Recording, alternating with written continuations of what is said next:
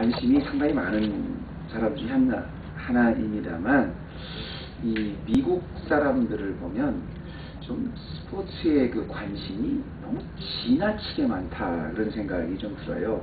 얼마 전에 여러분이 알다시피 월드 시리즈가 끝났습니다만, 월드 시리즈가 일어날 때마다 그 해당되는 두 도시는 뭐 말할 것도 없죠. 근데 이제 월드 시리즈가 막 끝났는데, 끝나자마자 다시 NBA가 다시 시작했어요. 농구죠, 바스켓볼. 근데 NBA 결승할 때 보면 NBA 결승에 올라간 그 두 도시는 뭐 월드 시리즈보다 더합니다. 실제로 진짜로 정말 그 사람들이 열광하는 거는 슈퍼볼 할 때, 그때는 그 결승전에 올라간 두 도시뿐 아니라 전 미국이 얼마나 열광을 하는지. 슈퍼볼 하는 그 선데이는 각 마켓마다 그 마켓에 취하고 그 뭐 맥주 이런 게 여러분 어느 마켓으로 가도 산더미 같이 쌓이지 않습니까? 그래서 맨하튼 같은 데는 이 슈퍼볼 할 때마다 그 홍수를 걱정한대요. 왜 홍수를 걱정하냐면, 사람들이 다 슈퍼볼을 보고 있다가 그 하프타임에 일제히 다 화장실을 가잖아요. 그 맨하튼 빌딩에서 쫙 그 플러시를 흘리면 그 맨하튼 빌딩 그 전체에 있는 그 플러시를 내려서 홍수를 걱정한다, 뭐 이런 얘기도 제가 들었거든요. 제가 어떤 딴지를 걸라는 게 아니라, 마침 그 슈퍼볼이 주일날 하는데 거기 크리스천도 되게 많을 거라고 저는 생각해요. 근데 우리가 슈퍼볼이라는 그런 걸 가지고 관심을 갖는 만큼 정말 교회로서, 크리스천으로서 하는 만큼 그 관심이 있을까? 제가 예를 한번 들어볼게요. 한국 특히 분들에게는 이제 풋볼보다는 이 사커를 더 좋아하시니까, 월드컵 있을 때 실제 있었던 일입니다. 이제 제가 북가주에서 목회를 성도분이 저한테 찾아오셨어요. 그래서 목사님, 우리가 다음 주가 월드컵 시작입니다. 다음 달이었던 것 같아요. 그래서 예, 그랬더니 아니 예라니요. 월드컵이 시작하는데 그럼 교회 차원에서 뭔가 좀 대책을 마련해 주셔야 될 거 아닙니까? 그래서 저게 되게 무슨 뜻인가 한참에 생각을 해보니까, 그 뜻을 알고 제가 하여튼 한바탕 웃었는데요. 그 뜻을 언제 정확히 알았냐면, 제가 그때 LA를 마침 잠깐 방문할 때가 일이 있었어요. 방문해서 LA 코리아타운 쭉 가는데, 코리아타운의 가장 대표적인 교회라고 하는 그 교회, 그 오모 교회에 큰 현수막을 걸어놨더라고요. 그래서 저게 뭔가 부흥 집회가 있나를 가까이서 봤더니, 몇 월 며칠 몇 시 새벽 월드컵 생중계 설렁탕 무료 제공. 교회가. 제가 그걸 보고 얼마나 참 재밌었는지.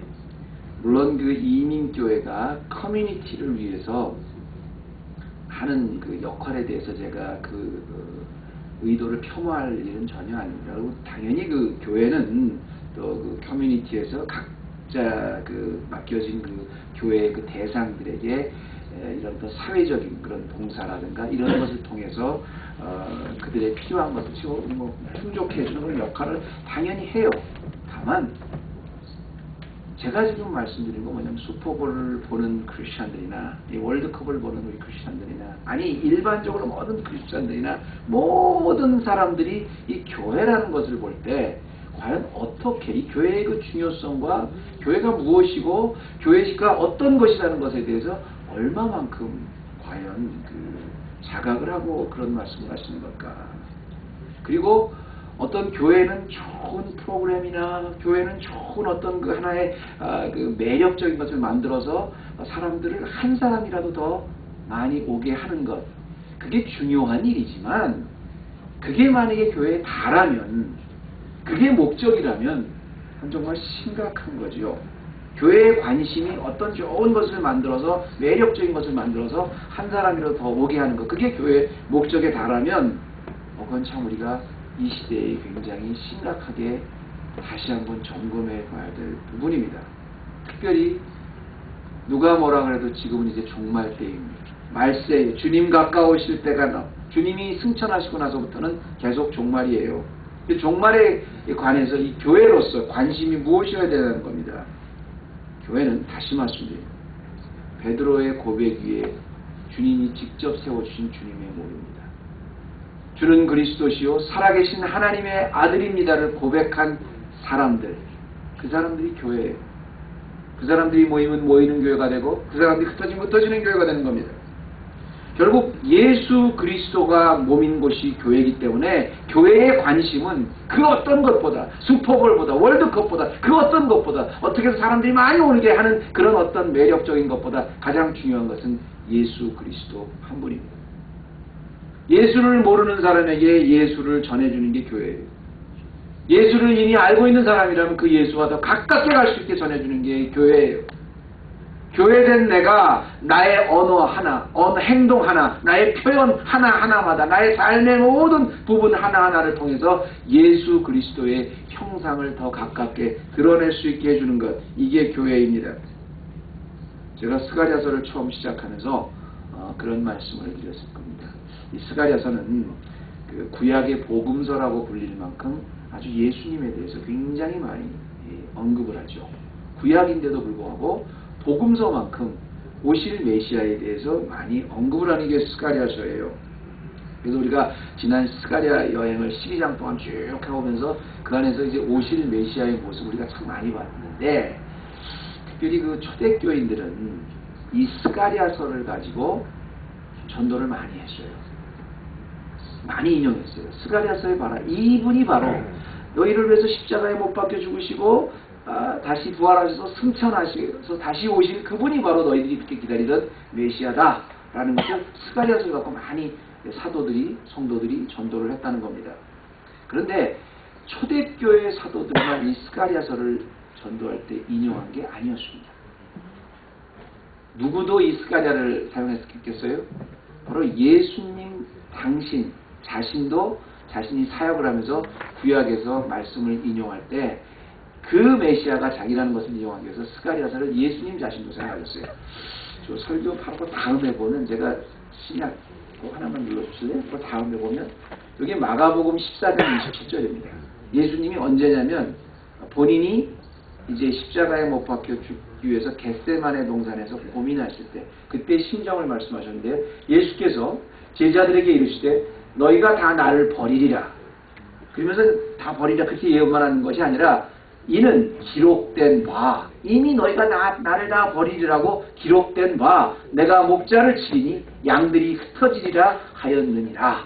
이렇게 예수님께서 본인이 십자가를 지시는 것을 그냥 본인이 진 것이 아니라 이미 구약에 기록된 바, 그 예언이 있었다. 그걸 내가 성취하겠다는 말씀을 하는 겁니다. 니는 기록된 바 내가 목자를 치리니 양들이 흩어지리라 하였느니라. 우리 7절 말씀을 좀 봐주실래요? 만군의 여호와가 말하노라, 카라 깨어서 내 목자 내 짝된 자를 치라. 목자를 치면 양이 흩어지려니와. 이 말씀을 예수님이 인용해 주신 겁니다. 언제? 겟세마네 동산에서 제자들이 막 흩어지는 거고, 너희들이 흩어지는 게 너희가 흩어지고 도망가는 게 사실은 너희들이 그런 것 같지만 원래 이미 스가랴 선지자에 다 그렇게 하나님의 구원 사역 안에 기록이 되어 있고 예언이 되어 있다, 이 말씀입니다. 그런 의미에서 오늘 말씀은 참 중요한 교훈을 주는 것 같습니다. 그래서 제가 오늘은 이제 스가랴서 13번째 강의 시간에 일부러 12장 끝의 말씀과 끝에 10절서부터 제가 13장까지를 같이 봤어요. 그 이유는 뭐냐면 바로 여기 나오는 그날이라는 것이 예수 그리스도를 통해서 우리가 구원을 받고 그분이 오실 그 마지막 때를 그 교회의 종말론적인 관점에서 쓰기 때문에, 물론 그 10절 말씀에 보면 여기 내가 다윗의 집과 예루살렘 거민에게 은총과 간구하는 심정을 부어주리니, 여기 말씀은 제가 지난주에 이게 사도행전에서 성령이 임해서 많은 사람들이 회개를 할 때 이 말씀이 이루어졌다. 그래서 교회가 될 때 말씀이 이루어졌다고 지난번에 말씀하지 않았습니까? 그때 교회 열방들을, 교회라는 건 굉장히 작은 존재지만 유태인들은 모든 사람들 중에서 굉장히 작은 민족이었고, 그 중에서도 교회는 그 주데오 크리스천들은 굉장히 작은 존재였지만 누구도 그들을 함부로 할 수 없게끔 하나님께서 보호해 주시는, 성령께서 보호해 주시는 존재였었다. 그런 걸 지난번에 말씀드렸는데요. 오늘 10절부터 이 말씀의 봉독한 내용은 뭐냐면요, 그때부터 연결되는 말인데, 그날에 그 새 이스라엘에 하나님께서 이제 그 간구하는 은총과 간구하는 심령을 부어주셔서요, 그들이 이제 교회가 됐습니다. 애통하는 마음으로 내가 어떻게 해야 됩니까? 어떻게 해야 됩니까? 막 이랬을 때 베드로가 그렇게 말씀하지 않습니까? 예수 그리스도의 이름으로 구원을 받아라. 회개하고 구원을 받아라. 그래서 회개하고 구원을 받았어요. 그 회개하고 구원받은 사람이 무려 하루에 3,000명씩 됐어요. 그들이 오늘의 최초의 교회가 됐다 이 말입니다. 그런 그 최초의 교회가 되었던 그들은 과연 무엇에 관심을 가져야 하냐는 말입니다. 아까 말씀드렸더니 내가 교회라는 그 사명을 갖고 있으면 과연 내가 무엇에 관심을 가져옵니까? 교회는 잘 들으세요 여러분. 내가 교회라면 에클레시아라면 마지막 때일수록 끊임없이 십자가 앞에서 자기를 돌아보아야 하는 것이 교회의 사명입니다. 종말 때일수록 십자가 앞에서 나를 돌아봐야 되는 것, 그게 교회의 사명이에요. 왜냐하면 잘 보세요 여러분. 교회가 누구냐면, 교회가 뭐냐면 내가 성령께서 내 마음을 터치해 주셔서 주는 그리스도시요 살아계신 하나님의 아들입니다. 그걸 고백한 사람이 교회입니다. 그 교회, 그때 예수님께서 내가 이 반석에 내 교회를 세우리라 할 때 이 교회는 에클레시아, 밖으로, 레이시아, to call. 세상에 있었는데 세상 밖으로 불러낸 사람들이 교회거든요. 원래는 사실 교회가 아니었었는데 세상에 있다가 세상 밖으로 이 불러낸 사람들은 어떻게 해서 교회가 됐냐면 바로 십자가 때문에 주는 그리스도시요 살아계신 하나님의 아들입니다. 그 고백 때문에 교회가 된 거예요. 그래서 내가 교회가 됐다. 성령께서 나를 터쳤다. 그럼 나에게 애통하는 마음을 주시는 거예요.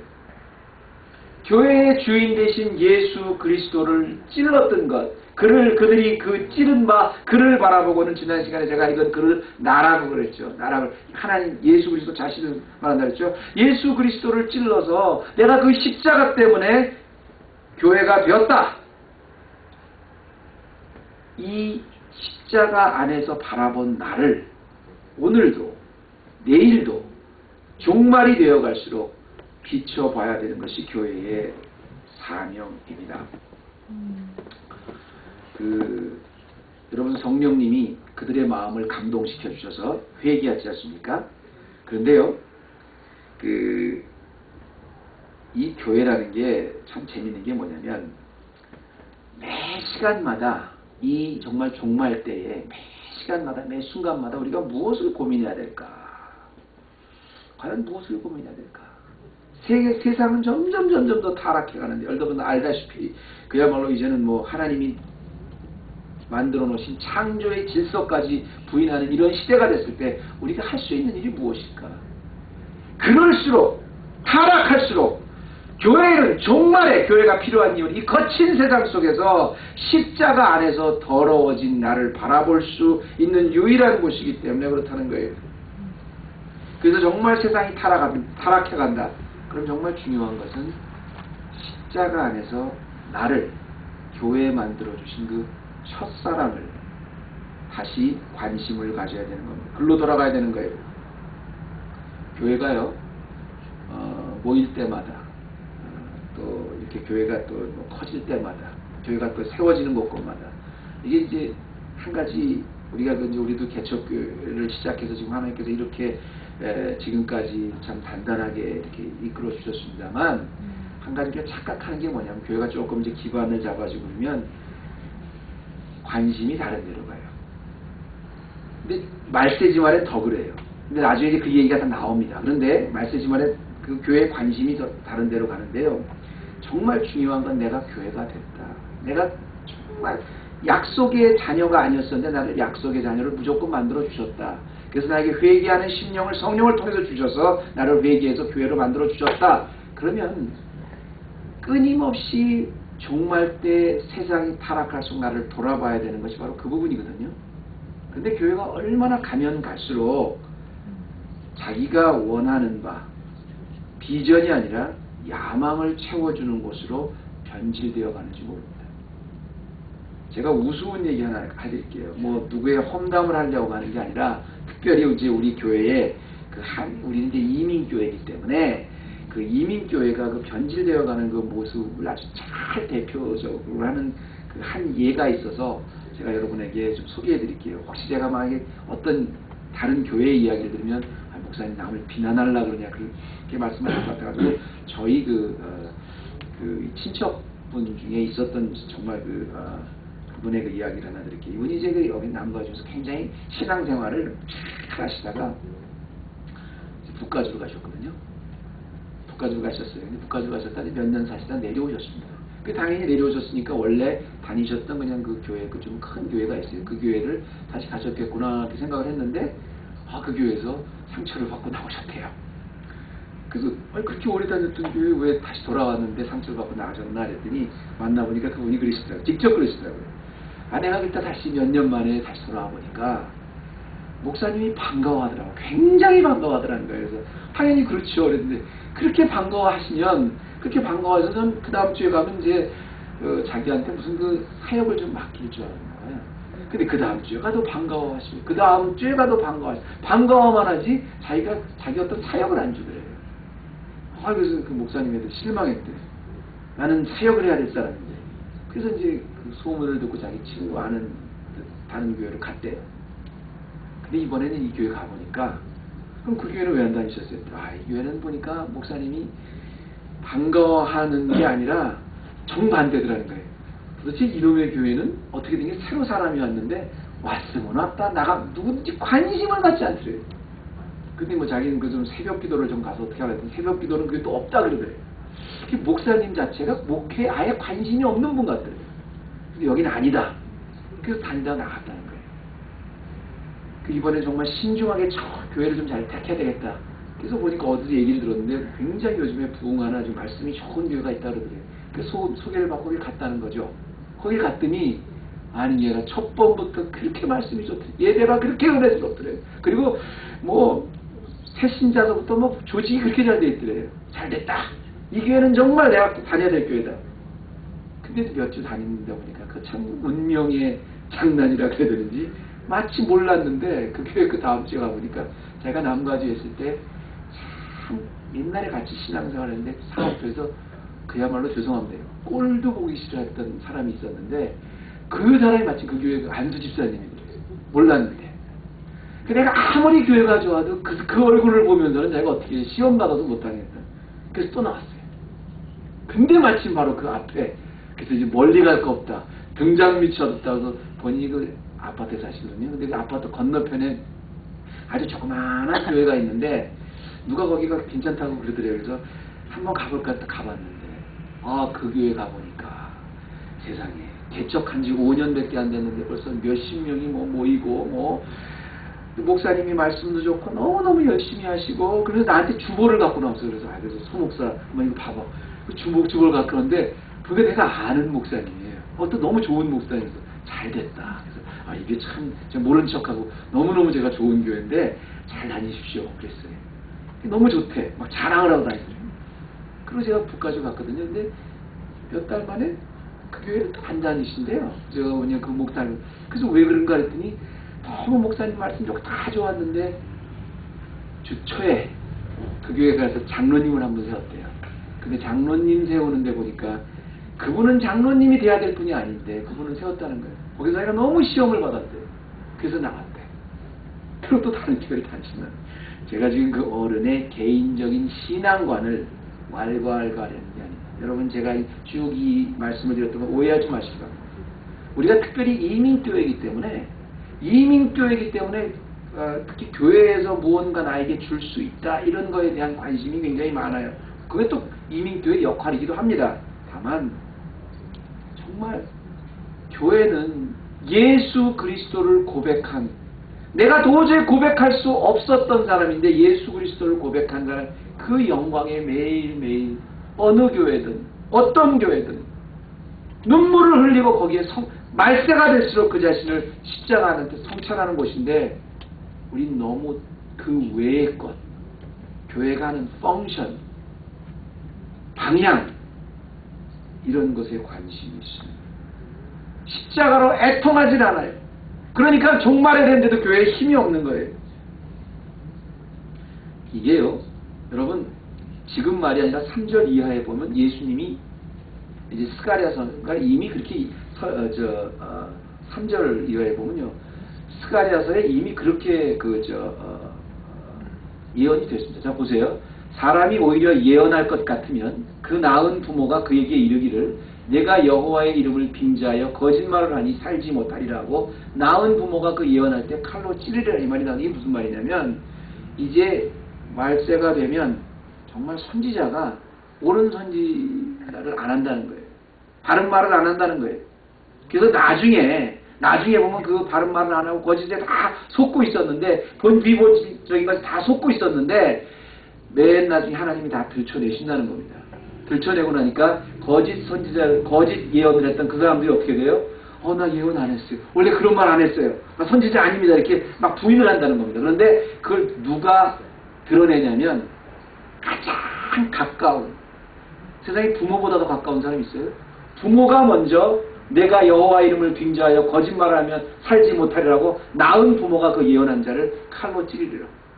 거짓, 이런 거짓을 가장 가까운 데서 다 하나님이 들춰내신다고 심판하신다는 거예요. 그 나중에 보면 그 거짓 예언자가 막 자기를 디펜스하는 말이 나오는데 5절 같은 데 보면 이제 난 선지자들이 입던 옷도 안 입고 자기는 원래 농부였습니다. 거짓말한다는 말이 나와요. 제가 왜 말씀드려서 나중에 그 8절까지 전부 다 뭐냐면 말하기를 나는 선지자가 아니라 나는 농부라 내가 어려서부터 사람의 종이 되었노라 할 것이요. 이렇게 막 급급해서 자기를 변명한다는 하나님이 이렇게 다 심판하신다는 겁니다. 그래서 1절 밑에서부터 전부 다 하나님이 거짓 선지자, 가짜, 오늘로 말하면 가짜 교회에 대해서 이 모습에 대해서 하나님이 드러내시는 심판의 말씀을 보는 겁니다. 오늘날 우리는 스가랴에 외치는 교회의 예언이 얼마나 정직할 수 있습니까? 내가 교회라는 것, 이거는 시간이 지나도 세대가 지나도 종말이 돼도 변하지 않는 거예요. 주는 그리스도시요 살아계신 하나님의 아들입니다고 내가 고백한 건 내가 고백한 게 아니에요. 성령께서 나에게 애통하는 심령을 줘서 고백한 거예요. 그럼 이 종말이 될수록 어려울수록 타락할수록 우리가 뭘 돌아봐야 됩니까? 그 십자가 앞에 내가 누구인가? 나는 에클레이시아. 주님이 세상에서 세상 밖으로 뽑아낸 에클레이시아다. 십자가 안에 돌아보고 애통하는 것. 이게 교회의 살 길입니다. 마지막 때 해야 될 겁니다. 이게 교회에 관심을 가져야 돼요. 첫 번째입니다. 두 번째 또 교회가 이 말세가 될수록 종말이 될수록 관심을 가져야 되는 거는요. 성결을 회복하는 일에 관심을 가져야 됩니다. 13장 1절 한번 붙여주실래요? 1절 붙여주시면 여기를 해주십니다.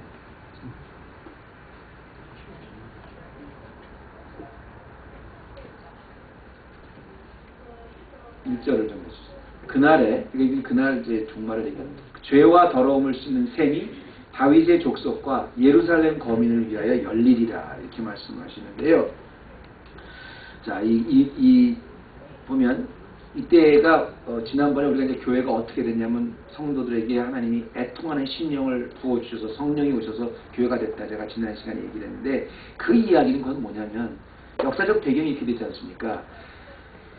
이스라엘 사람들이 가장 축복을 받는 민족인데 하나님이 뽑으셨으니까 그 축복 중에서 받은 축복 중에서 가장 큰 축복이 뭐라 그랬어요?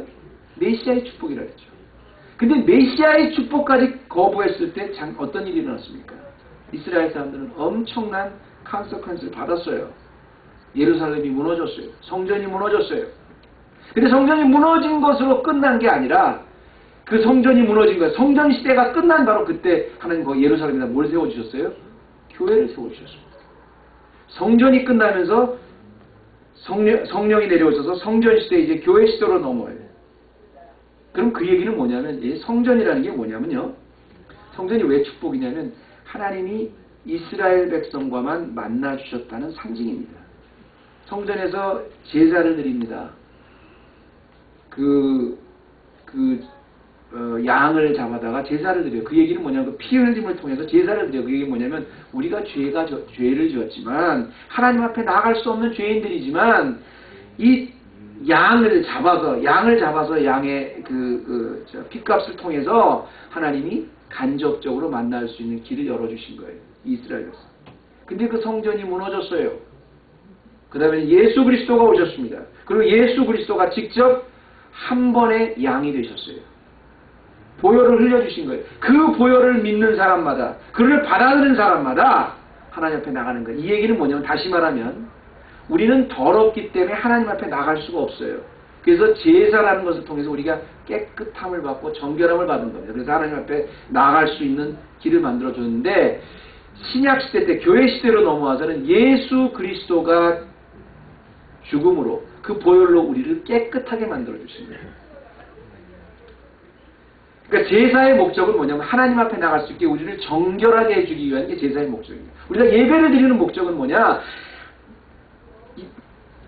지금의 우리가 예배를 드릴 수 있는 건 우리 정결하지 않아요. 우리 유대인도 아니에요. 그런데 예수 그리스도의 보혈로 우리가 나올 수 있는 거예요.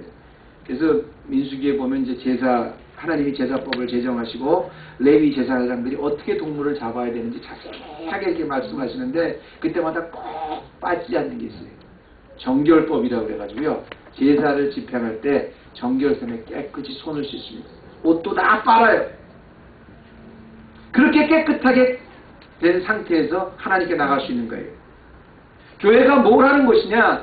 이렇게 더러워진 세상에, 이렇게 타락한 세상에 마치 목욕탕처럼, 세탁소처럼 성결을 회복하는 곳이 교회가 되어야 된다는 거예요. 그런데 이것은 종말이 되어갈수록 점점 더 교회가 죄를 씻을 수 있는 죄에 대해서 피난처 역할을 해야 하는 것이 교회라는 겁니다. 우리 교회도 얼마 전에 그 세례식을 했죠. 세례식으로 침례를 했습니다. 우리 미나쿠가 세례를 받았습니다만, 그때 세례를 받았을 때 이제 우리 침례를 할 때 보면 세례와 침례가 틀린 게 이렇게 물 속에 푹 들어갔다 나오지 않습니까? 뵙타이즈를 하지 않습니까? 근데 이 뵙타이즈를 하는 게요, 이게 침례를 한다는 게 푹 잠겼다가 나오는 게 사실 신약시대 때 교회에만 있었던 게 아닙니다. 세례 요한 때부터 있었던 게 아닙니다. 원래 유대교회는 침례라는 게 있었어요. 누가 침례를 받느냐? 원래 이방인이었다가 이제 유대교로 개종한 사람들, 그러니까 유대인들의 뭐 종이었다든가 뭐 이런 이방인들이 개종을 할 때는 침례식을 거칩니다. 이게 푹 담갔다가 깨끗해지는 게 뭐냐면, 다 일어난다는 게 뭐냐면, 나의 과거의 모든 삶을 다 깨끗이 씻어버리고 이제 다시 나는 새 사람이 됐습니다. 하나님의 백성이 됐습니다. 하는 의식이었어요. 그게 이제 우리가 이제 침례를 예수 그리스도 이름으로 받는 거예요. 여러분 보세요. 보혈이라는 것은요, 우리를 깨끗이 씻겨주시는 우리의 힘입니다. 한번 우리가 깨끗이 씻음을 받으면 우리 구원을 받는 거예요. 그런데 그 보혈로 끝나는 게 아니라 한번 씻겨주셨으니까 우리가 구원은 받았지만 매일매일의 삶 속에서 그 보혈로 또 우리의 사소한 그 죄를 또 씻어나가는 거예요. 그래서 바로 이게 죄와 더러움을 씻는 셈이 다윗의 족속과 예루살렘의 거민들이라 열리더라. 이제는 뭐 그때마다 제사를 드리는 게 아니라 예수 그리스도의 보혈 앞에 계속 회개시키는 거예요. 그 교회가 그런 장소가 되어야 된다는 거예요. 많은 사람들은 그러더라고요. 이게 교회가 사랑이 있어야 돼. 하나님의 형상이 사랑입니다. 맞습니다. 누구든지 사랑해야 돼요. 그런데 여러분 이거 아십니까? 하나님의 형상은 분명히 사랑이 하나님이지만 하나님은 거룩의 하나님입니다. 죄인은 무조건 용서하시고 죄인이 오면 무조건 받아들여야 돼. 그러나 그 죄까지 용서하시는 분이 아닙니다. 그 죄는 매일매일 예수 그리스도의 보혈로 씻어야 돼요. 이게 교회예요. 이게 죄가 더러움을 씻는 셈이에요. 마지막입니다. 교회가 관심을 가져야 할 또 하나가 있어요. 교회는 시대가 종말일수록 남은 자로서의 관심을 가져야 돼요. 제가 이거는 몇 번 강조를 했던 거라는데요. 우리 8절 말씀 좀 비춰주실래요? 8절 말씀에 보면 이런 말이 나옵니다. 자, 여호와가 말하노라, 이 온 땅에서 3분의 1은 멸절하고 3분의 1은 거기 남으리니. 이거 굉장히 무서운 말씀입니다. 종말에 3분의 1이 멸절하고 3분의 1은 거기 남으리니 이 말이 나오는데요. 여러분 잘 이걸 좀 지서 들으시면요. 남은 자들이라는 건 사실 구약 그 신학의 핵심이거든요.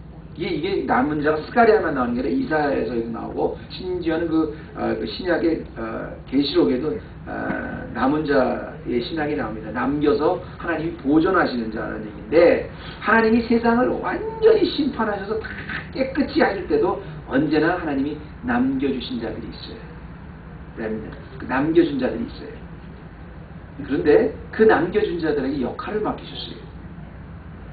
재밌는 건 뭐냐면 여러분, 이 남는 이제 그건 이제 이 남은 자의 신학을 연구해 보면 참 재밌는 게 뭐냐면, 이 은혜되는 게 뭐냐면, 내가 굉장히 환난과 어려움을 당할 때 그냥 무의미하게 보지 않고 여기에 반드시 하나님의 뜻이 있겠구나 하는 힘이 생겨요. 이 남은 자, 자 보세요. 8절 다시 한번 볼게요. 여호와가 말하노라, 이 온 땅에서 3분의 1은 멸절하고 3분의 1은 거기 남으리니. 그러니까 온 그 백성 중에서 3분의 2가 완전히 멸절하고 3분의 1을 남은 자로 나누시겠다는데, 3분의 1은 그 환란 중에서 쏙 뽑아서 남는다, 이런 뜻이 아닙니다. 다음 절 보세요. 9절 말씀 보면, 내가 그 3분의 1을 불 가운데 던진다 그랬어요. 3분의 1은 이제 멸절한 사람 아닙니다. 3분의 1이 남은 자예요. 남은 자를 불 가운데 던져서 은같이 연단하여 금같이 시험할 것이다. 이거 굉장히 다이내믹이 정말 재밌어요. 그리고 그들이 내 이름을 부리니 내가 그들을 들을 것이고, 나는 말하기를 이는 내 백성이라 할 것이요 그들은 말하기를 여호와는 내 하나님이라 하리라. 이 말씀을 보면요, 너무너무 참 힘이 되고 은혜가 되는 말이. 근데 왜 그러냐면, 자 보세요. 하나님이 종말할 때 이거 참 상징적으로 말씀하셨는데, 모든 사람의 3분의 1을 다 멸절하시고 그 3분의 1은 안전한 곳으로 뽑겠다, 이렇게 말씀하신 게 아니라, 내가 그 3분의 1을 불 가운데 던져서 은같이 연단해서 금같이 시험하리라. 정금같이 나오리라. 이 말씀은 하나님께서 남은 자들도 여전히 불로 던지신다는 겁니다. 근데 그 던지시는 그 의미가 있어요. 뜻이 있어요. 사용하셔서 연단시키셔서 그들을 정금같이 나오게 하신다는 거예요. 우리가 고난을 받고 불같은 시험을 받고, 베드로서에 보면요, 하나님은 우리가 야고보서에 보면요, 우리가 당하는 시험이나 이런 거 다시 하나님 우리 테스트하는 게, 우리 템테이션 하는 게 아닙니다. 우리를 단련하시는 거예요. 내가 전도를 하다 보면 또 믿는 사람들 중에서도 마찬가지예요.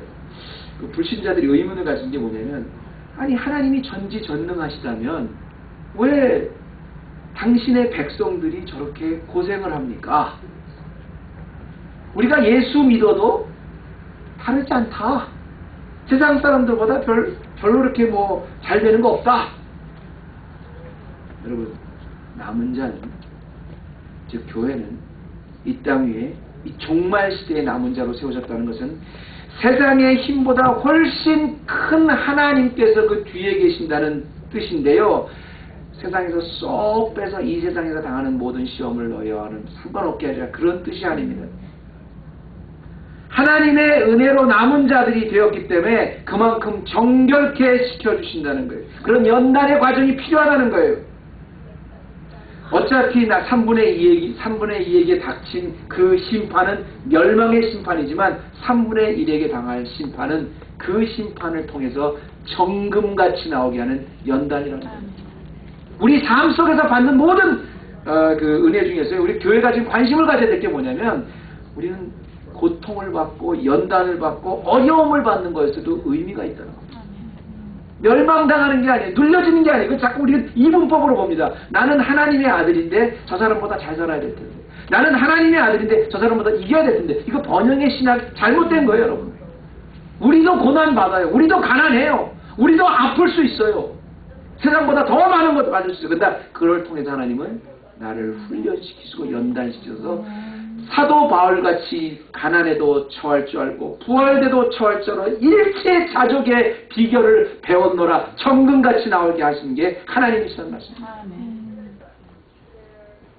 우리가 교회입니다. 아니요, 교회가 아니라 교회 만들어주셨어요.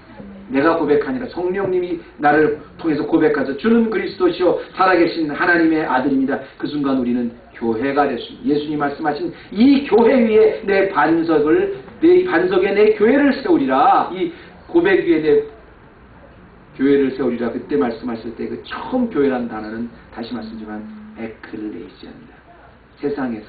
세상 밖으로 뽑아낸 사람들이라는 소리입니다.